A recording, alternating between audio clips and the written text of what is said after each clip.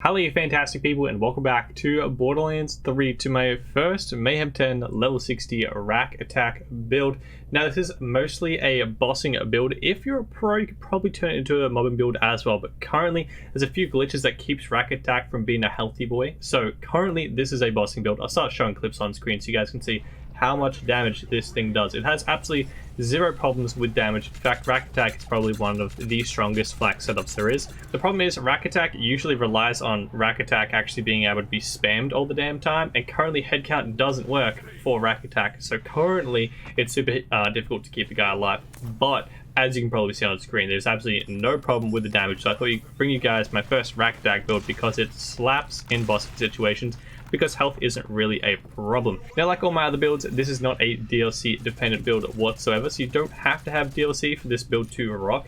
Currently, most of the DLC weapons are in like the top 5 strongest weapons, so you'll do better if you have it, but not at all necessary to kill bosses really quick in this game. One thing also though, you'll notice in this build I do have a lot of god roll weapons. It's just because the level cap's been out a while and I've been farming like crazy and I finally have them all. But again, you do not need them to rock like crazy, but if you want to do the amount of damage you're seeing on screen, it requires some pretty dope gear. Plus, I thought there was no use taking the weapons out of the build because I always put a PC save file for the PC players in the description down below. Apologies for console players, I can't help you guys out. There's no system to transfer them across as of yet, at least. But yeah, I thought I may as well chuck it in there for the PC save file. Now, what I do like about this build, it's very similar to my fadeaway builds in that you don't have to use the same weapons over and over again. There's a huge variety of weapons that destroy bosses super quick in this game. So if you're really sick of using a Monarch because it's been a meta weapon for ages in this game, you can switch to a whole bunch of new DLC weapons. A whole bunch of the old weapons that are in the base game have been buffed, rescaled, etc. And they're doing a ton of damage either again or for the first time, which is really cool. So yeah, there's a whole bunch of weapons you can try out if you want to try out something new when you're farming a whole bunch of enemies a whole bunch of times. Okay, hopefully the clips did justice for you guys. You can see how much damage this build does. Let's get into the gear for you. The weapons, DLC and non-DLC, we're going through both of them, as well as class mods, artifacts, all that stuff. Starting with one of my favorite weapons from all time since the very start of the game. It is the King/Queen's Call. They are amazing again, which is so much fun to use. They're a bit of a pain to farm, but if you guys can get one of them and you're in base game, it's definitely a top tier weapon, which I'd highly recommend. This thing rocks. You don't really need that good of anointment either. Like for example, our fire one that was in one of the starting clips that rocked Grave Ward just has some bonus shock damage, which wouldn't have helped kill Grave Ward really at all, to be honest. But that still works if you get one of those. 100% ASC would be amazing to get. Consecutive hits is also amazing to get for that one. That's pretty much the theme for this build, by the way. If you get any weapons with 100% ASC, elemental damage on ASC is great because that's the point of Rakk Attack, constantly proccing ASC, as well as consecutive hits. It's just generally great, particularly for high fire rate or high pellet weapons. Moving on, the Light Show is probably one of my favorite weapons out of the new DLC. Actually, no, it's my favorite weapon out of the new DLC. This thing is basically a mini Monarch. You guys have probably heard about it. Get yourselves one of those. I managed to get myself a really good roll with a fire one, and it wrecks. The Sandhawk is really good. I don't know if it made it in the clips, but the Sandhawk, I've still got a level 57 one, but if you get 100% ASC, it's not going to matter. You don't really have to refarm those if you don't want to. You can, of course, do even more damage if you bother farming a level 60 version. For example, this is only 7.8 at level 57. They went up to 11,000 at level 57. I don't know what goes up to in level 60, but essentially that's a really low damage one, and it does a ton of damage still in this build. The Complex Root is one of the, if not the strongest sniper rifle in the game right now. Absolutely destroys the Ruin. It destroys pretty much any boss you can hit a critical hit on. It's fantastic. Would recommend that one. Other weapons, we got a whole bunch in here just for a whole bunch of laughs, pretty much. The Bloom is really good. Depends on the enemy though. The Uncapped Herald, super annoying to farm, but really good if you can get a good elemental version plus a good anointment. That took so long to get that fire one, but it is so worth it. Wrecks mobbing and bossing situations as well. Of course, we've got a few different variants of the Lacho and the Heralds in here for you guys to mess around with if you want in save file. The Hell Shock for non-DLC, amazing weapon still, or again, so fun to use. It's basically the Beacon in DLC 3, just a little bit less damage, but really marginally. The Maggie is definitely back. Highly recommend that one. It's usually a mobbing weapon, which it's fantastic at, by the way, but does smash bosses as well. The Wagon Wheel, same story, mostly mobbing, but again, bossing, it can definitely carry its own. The Seventh Sense is back. It doesn't come in anointments, but it is a DLC to mission reward, and it is amazing. Essentially, it is the King/Queen's Call, but a cryo version only. And when you reload, a whole bunch of spikes come back in. It doesn't come anointed, but when you compare it to the King/Queen's Call, we got about 6.8 to 7.1 damage range there. This has 19,000, so it's definitely got the damage to make up with it. The flippers are really, really good, of course. Depending on what boss you're versing, of course, you do have to fire this thing for a little while, get those projectiles to build up, and then does tons of damage. The Monarch, still probably, if not the strongest weapon in the game for a combination of mobbing and bossing. Fantastic. The Dakota DLC 3 mission reward is fantastic. The Stagecoach is back. That thing rocks. The Reflux, any mobbing situation, this thing rocks. Not a great thing for bossing. I just chucked it in here just in case you guys want to use it. The Robin's Call does go up to times 16. There's a rumor it goes up to times 18. Haven't seen it personally myself. Hasn't been confirmed. But it at least goes to times 16. So you can get an even better one if you want. The sniper rifles in the game, lots of options actually. On top of the Sandhawk and the Complex Root, you have the Unseen Threat, the Skull Mash, both amazing now that they scale with Mayhem 10, which is great. The Wedding Invitation, only really available for PC, unfortunately. There's a video on that if you want to check it out, but essentially you can get it if you've never redeemed it before on your character. As for shields, depends on the situation. We're rocking Transformers, or the Old God is a really good one if you want to boost your fire damage. It's really good for that. Or I've been using stopgaps a lot because they come with bullet absorb as well, plus that immunity stage. Of course, we're going to be using ASC anointments on both our shield and grenade to proc that elemental damage all the time whenever using Rakk Attack, which amps your damage a lot. As for artifacts, of course, Pearl is the best artifact in the game. We know this from pretty much every build anybody's ever made since it came out. But if you guys don't have DLC, don't stress. You can get a whole bunch of different ones, depending on what you want to do. I always have a Snowdrift Auto Idle. It's not really a bossing artifact, but the passives are a big deal when you're not using the Pearl, if you're using base game ones. For example, I get shotgun damage, mag size, and action skill cooldown rate. All fantastic ones, of course, if you're using shotguns. But if you guys got an elemental projector and proc yourself with it, do more damage for that particular elemental type, that's a fantastic one.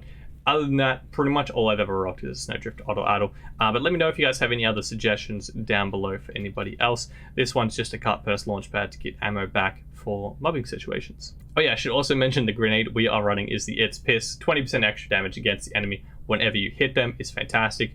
Or we run a Cloning Hunter Seeker. It stacks the Pearl and it stacks Stackbot if you want to run a Stackbot. As for class mods though, I am primarily going to run a Bounty Hunter for once-ish in my builds. Love the Bounty Hunter class mod. I pretty much replaced it with a Stackbot because I use so many high projectile weapons. To be honest, they're pretty much on par. Currently the Stackbot has the bug still in it that whenever pet does damage it resets Stackbot, which is super irritating, which makes it pretty much only useful for high pallet weapons so that you're getting that bonus before pet resets it on you. But realistically, it's gonna rely on what passives you can get. As you can see, the save file I've absolutely stacked with you guys. I put all my best ones in here for any occasion, any weapons. Primarily, I have a lot of great Jacob's weapons, sniper rifles, pistols, anything like that's my main weapons. But essentially, what you're going to be looking for, Bounty Hunter, non-DLC, you want to get a bunch in Frenzy if you can. And the other two realistically don't matter too much. If you can get 2 points in the most dangerous game, that one I have 3 points, that's fantastic. Because we're going to be using the ability, Flak has a 3% chance to activate any purchase hunt skill when dealing gun damage. You can proc kill skills like the most dangerous game, which is a super strong ability, by the way. Just by using the Bounty Hunter class mod, which is why I'm switching over for this build. And as of course, bosses are now treated as humans, beasts, and robotics for Flak's hunt skills. Like I said though, Stackbot still amazing class mod, still absolutely love it. Depends on what weapon you're going to be using. Essentially, high pallet weapons, use a Stackbot, if of course you have DLC. If you are using single pallet weapons, use the Bounty Hunter class mod, or something like a Deadeye if you're using something like a sniper rifle or a rocket launcher. But yeah, let's get into the skill tree for you guys. For our Rakk Attack build, of course, we're starting in red tree. Put 3 points into Leave No Trace. Of course, critical hits gets ammo back in your magazine, letting you shoot longer, do more damage, and keep yourself alive, which is great. This is a bossing build. We're only putting 2 points into Interplanetary Stalker to get down. We won't be killing really anything in the boss arena, so that's not really going to affect us. put 5 points plus I got an extra point from my class mod into Hunter's Eye, because when we're using bounty hunters, bosses are treated as humans, robots, and beasts, so you're getting all of those bonuses for any boss in the game, which is great. So you're getting 18% extra crit damage, you're getting armor damage 36%, and damage reduction minus 25%, which is great. Sorry, plus 25% damage reduction, which is really, really good. Now, normally, this is the huge thing that's currently messing with a lot, if not all, Rakk Attack builds. Head count does not help Rakk Attack for some stupid reason. If you're watching this video later on and they have patched, by all means, chuck 3 points in here and it'll make your life an absolute dream with this build. But currently, we're just going to have to go without it because it doesn't help, unfortunately. So in the meantime, just put 5 points in Two Fang, essentially get an extra projectile every 25% of the time. This is mostly useful for single pellet weapons rather than multi-pellet weapons because the damage increase is much more substantial on them. Put 3 points on into Big Game, essentially hunt skill duration and effects are increased, which is great. I get 4 points, I spend 3, get an extra 1 from the skill, so class mod, which is great. The most dangerous game, like I was saying, amazing kill skill for Flak. It is the most powerful kill skill he has for damage, 33% gun damage, 13% critical hit damage. Handling, of course, pet damage is actually good now, which is great. And it lasts for 120 seconds, which is really, really good. So if you can proc that with the Bounty Hunter class mod, you're going to be absolutely dreaming with the damage. I put 5 points into Grim Harvest, essentially just for the gun damage.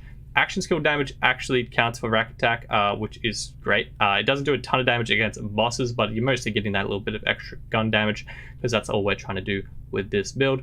You also get pet damage as well. Moving down, Megavore. Of course, Megavore is just the go-to for pretty much any Flak build. Doing extra critical hits on any part of the body is fantastic for so many reasons. Getting ammo back in the magazine, doing more damage, usually action skill cooldown rate, but just doing damage is great. Moving over to the green tree, put 5 points into Furious Attack. Essentially, whenever you're just shooting enemies, you do more damage, which is great. You do it instantly in any boss fight, so you get a ton of damage out of that. Put 5 points into Overclock for increased fire rate, which means increased damage because you're shooting more bullets. Put a point into Lick the Wounds, essentially if you somehow go down because you don't have a ton of health with Flak, if a barrel explodes, if you just get one shot by a stupid attack, or splash damage after killing enemies, which happens quite regularly, unfortunately. Pet got you back. Put 3 points in Turn Tail and Run. Essentially, you have health regen and damage reduction whilst moving, which is really, really good in boss fights or just any situation, honestly, as Flak. Gun damage and fire rate while standing still. So when you're doing the damage against bosses, try and stand still for that extra damage. Put 3 points into the Fast and the Furious. Again, more gun damage, which is great. Pet damage, which is just a little bit more helpful, and movement speed for getting around 2 boss fights or just dodging shots and stuff like that, which is great. You do have to be above half health to get all of those bonuses, which in most boss fights you're not really taking damage because you're doing so much damage they don't really get a shot at. Oh yeah, also forgot to mention I put 2 points in self-repairing system. I put 1 in there because we need to get down from this level, and then I put an extra 1 in there at the end because we had a spare 1. Honestly, just a little bit of extra health is great with Flak, but if you don't want to spend 2, just leave the 1 and spend it wherever else you want to do. Over to the blue tree though, put 3 points into Persistent Hunter as always. 45% action skill duration is the only build in Flak that doesn't matter for, but the 12% gun damage is better than giving it all to your pet, so put it there anyways. Put 2 points in getting your pet an extra 20% damage, and then it gets you down to this beautiful level right here. Put 5 points in Frenzy. Try and get a bounty hunter with any bonus Frenzy, and it's going to amp it like crazy. Frenzy is a fantastic ability. If you guys don't know what it is, essentially when Flak's pet deals damage, Flak and their pet get a stack of Frenzy. Each stack increases your damage, and then the stacks decay after a little while. You get 10 stacks total with 8 points in it, essentially the 5 you spend, and then I got a 3 in a class mod, which isn't too hard to get, by the way. You can get up to 5 if you're an absolute god roll, so 3 is pretty average. That is 64% extra damage, and Frenzy stacks immediately, particularly if you're using the Jabber and you spend a point in He Bites. Essentially, whenever the pet gets attacked, it's instantly going to stack Frenzy because it reflects that damage back at the enemy. That counts as a pet attack.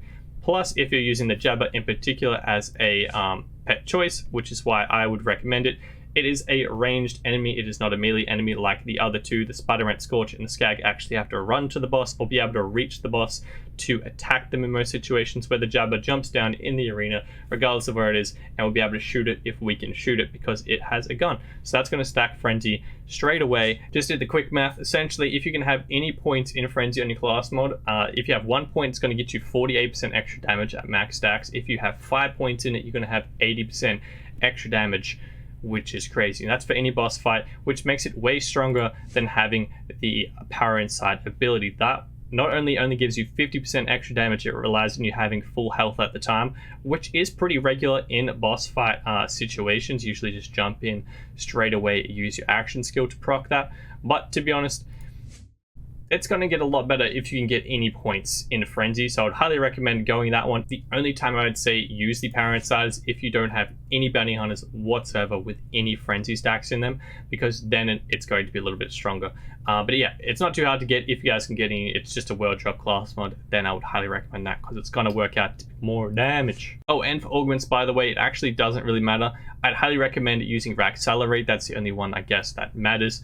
Essentially, you have increased cooldown rate and you get an extra charge. Essentially means you can use it on repeat in boss fights. For something like Tyrene, it's not going to be a one-clip situation. You have to wait for her to do her whole animation and stuff. You're going to be reprocking that on the regular, so you want that to be back as much as possible. Particularly when you don't have head count, you definitely want to use that. But these ones, an extra rack isn't really going to help. The health shouldn't really matter in most boss fights, and cryo, I don't really use cryo, but you guys can rock whatever you want. I generally use one of these two, regardless of what boss fight situation. I just rock whichever one. But yeah, that is everything I have for my level 60 Mayhem 10 Rakk Attack FL4K bossing build. I hope you guys did find this video helpful or enjoyable. If you did, don't forget to smash subscribe button down below. That'd be amazing. I made a whole bunch of builds for level 60 already, particularly for FL4K. I've got a couple for Mo's and a few more on the way. I want to slowly make it around to all characters so we have a good Mayhem 10 level build, at least one for each character. That would be really, really awesome.